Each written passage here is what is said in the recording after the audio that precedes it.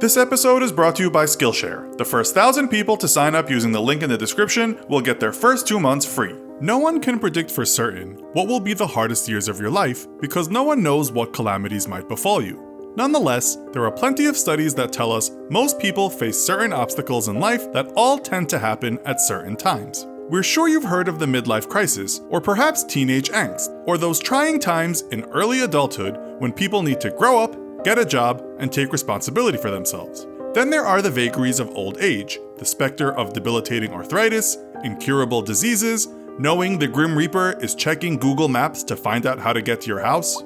Today, we'll look at when most people face the most difficulties. In this episode of the Infographics Show, what will be the hardest years of your life. We'll start with the easiest years. There can be no doubt that the easiest years of your life are those just after you are born. We can't call these your hard years as there isn't really a sense of you. You are developing a sense of self or an ego.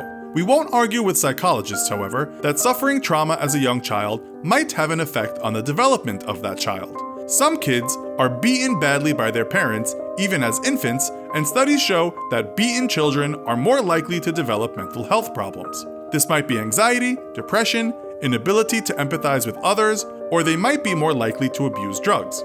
If you've seen our serial killer shows, you'll know many of those crazed killers grew up with violent parents. However, as we said, as you haven't quite developed a sense of you, these years are still easy sailing. When the ego gets going, so do your problems. That's when the trauma kicks in. That said, when you truly know yourself, accept who you are, and even accept your mortality, life can become quite easy. That's why a lot of people say life gets easier once you get out of the middle-age years. As one person writes on his blog, I am closing in on 71, though I am told I do not look it. I certainly don't feel it. I am one that believes in the importance in continuous learning and trying lots of new things. You are never too late to start. I started writing this blog at 64. Getting old gracefully really depends on what you've set up for yourself and also includes a lot of luck. If you're broke, without friends, have no hobbies or even ambitions, then old age can be a drag. You might find yourself a grumpy old person in a home next to a Grandpa Simpson-like neighbor. Listen to the wise words of American novelist Henry Miller, who started writing late and wrote essays on living a meaningful life when he was in old age. Miller once said, "The moment one gives close attention to anything, even a blade of grass, it becomes a mysterious, awesome, indescribably magnificent world in itself."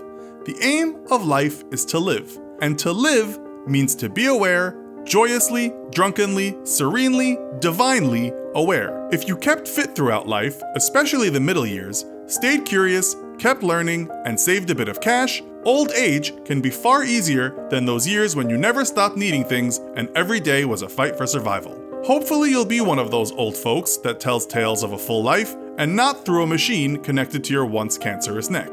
Now we get to the harder years. The teenage years come next. Teens may gripe a lot about life, but anyone who has been through those years knows they are generally easier than what's coming, i.e. taking full responsibility for yourself. The problem with these years is they start with you trying to deal with the pecking order and finish with teens trying to deal with the transition to become adults. It all depends on how you grow up. It's no fun being poor as a teen and dealing with kids at school bullying you for it. One day, if you hold in there, you will have the power to become who you want. But teens generally are not able to escape whatever reality they know. These are the years that bad parenting really hurts, when some kids run away from home when they are old enough and have enough awareness to realize things are not right at home.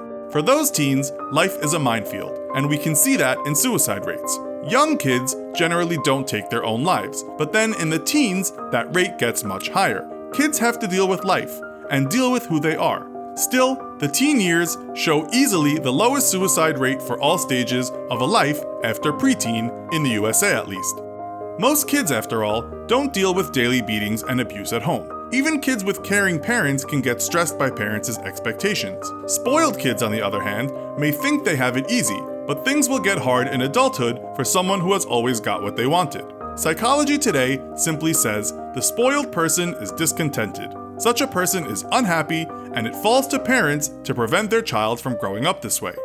They are tricky years, but in the end, someone generally has your back. One teen girl said, "Social status matters so much today, and it's all about how you handle yourself on social media.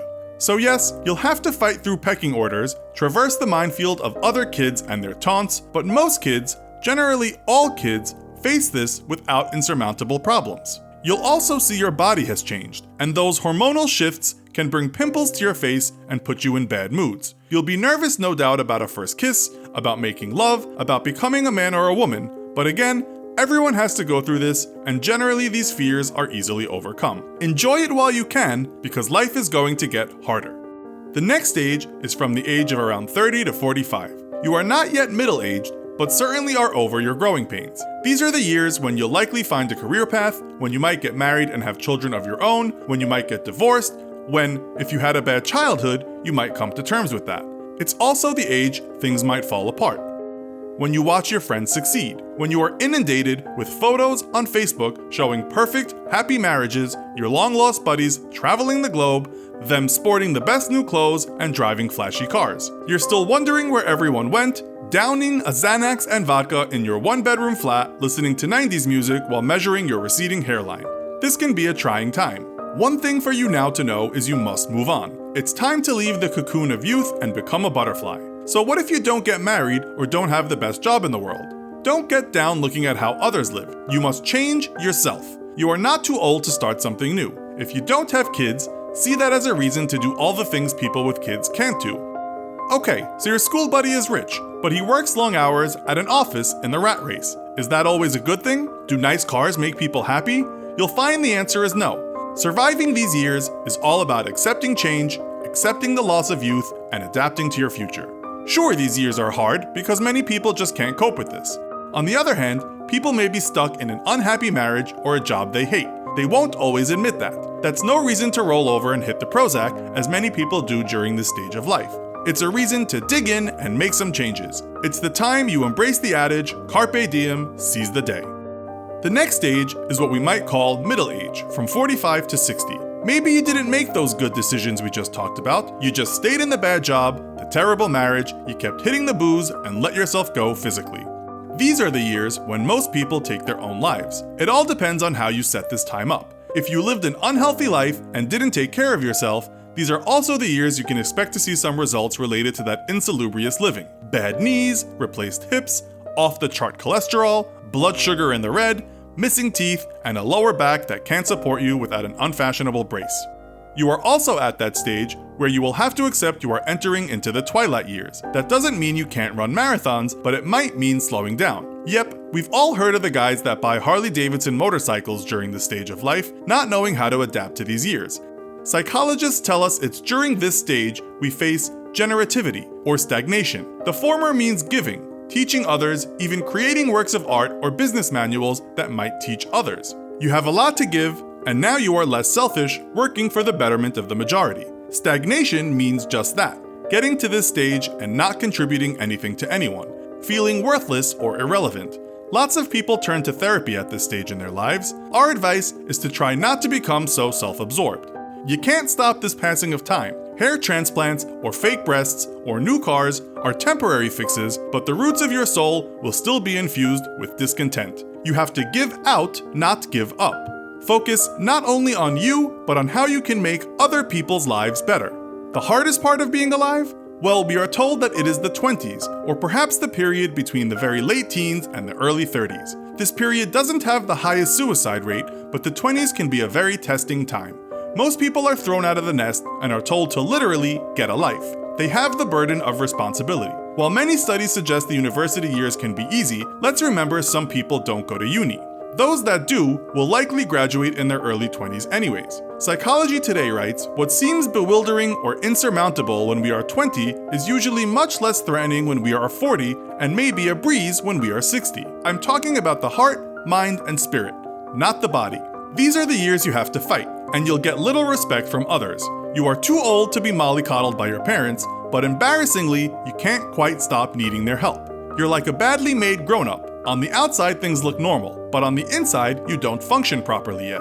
You've still got nagging parents, you've got debt, you have little self-control, and because of that, you are likely to do many stupid things on many occasions. You are just not fully formed. At least your brain isn't. You have freedom, but you don't know how to handle it. Studies have shown that when older people were asked what stage of life was the hardest, Most said the 20s, a stage they really wouldn't want to go through again if by some miracle it was possible. We guess for other wild animals, this is the stage when the young ones have to fend for themselves. They are just not very good at it yet. Few people are masters of anything in their 20s, even if they deny it. The 20s are also a time of big egos, which in turn can lead to hubris and depression in the 30s when they discover their brilliance wasn't a reality. You'll need good support networks. You'll need self-control lest your freedom backfire on you, rein in your powers and harness your strengths. You are Spider-Man before you can use his superpowers correctly. It helps to meditate a bit on who you are and what you want in life and talk to others about that. Now's the time most midlifers should be doing what they're supposed to be doing and giving back, helping you out, or even writing the books or blogs that lessen your confusion and pain. Just because life can be hard doesn't mean that learning new skills has to be. Skillshare makes learning and improving your life convenient and easy, with online classes from cooking to entrepreneurship. Premium membership will give you unlimited access to topics that will improve your skills and, in the process, your life. Join the millions of people who are using Skillshare and get 2 months free by going to skillshare.com/infographics35 or by clicking the link in the description and start learning today. So, what have been the most trying years for you? What do you think will be the hardest period? Let us know in the comments. Also, be sure to check out our other video called Why You Will Never Be Rich. Thanks for watching, and as always, don't forget to like, share, and subscribe. See you next time!